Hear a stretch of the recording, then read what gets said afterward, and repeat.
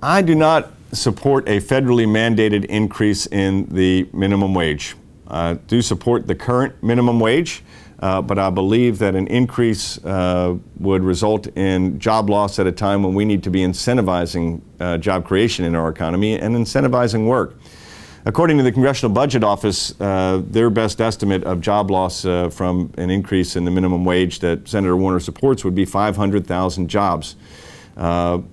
Other studies say it could be up to 1 million jobs that are lost in our economy. Now, you know, we need to make sure that make it easier for people to be entering the workforce. One of the biggest concerns I have about this administration's policies, whether it's the 2.5 million jobs, fewer jobs in our economy as a result of the disincentives to work in Obamacare, or the calls for killing jobs by a federally mandated increase in the minimum wage, it's not just that they're killing jobs. They could be destroying the American work ethic, and long term, that's a bigger concern for us, because we understand there's not just economic value in labor, there is human dignity in work, and we need more of our fellow Americans to have that dignity. And so I don't support a federally mandated increase in the minimum wage. If the states want to increase their minimum wages, they should certainly be free to do so. And I want to see wages rise as a result of more job creation in our economy, and companies and small businesses and employers competing for good employers with higher wages. And that's why I support my 5-point plan for economic growth.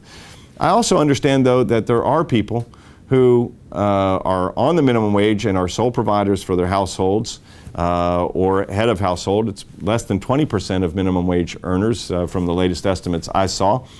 And if people are working full-time and making the minimum wage and are principal breadwinners for their families and are unable to make ends meet in that circumstance, we should help them.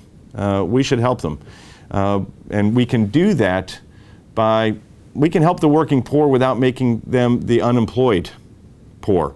And there are some incentives, some work incentive tax credits and things like that that I'm looking at and would support, that would help folks in that situation without destroying jobs in our economy, which I think it's important that we have those 500,000 to 1 million jobs, minimum wage jobs in the economy, because for many people, including me, the first job that you have and the first experience you get in the workforce is through a minimum wage job.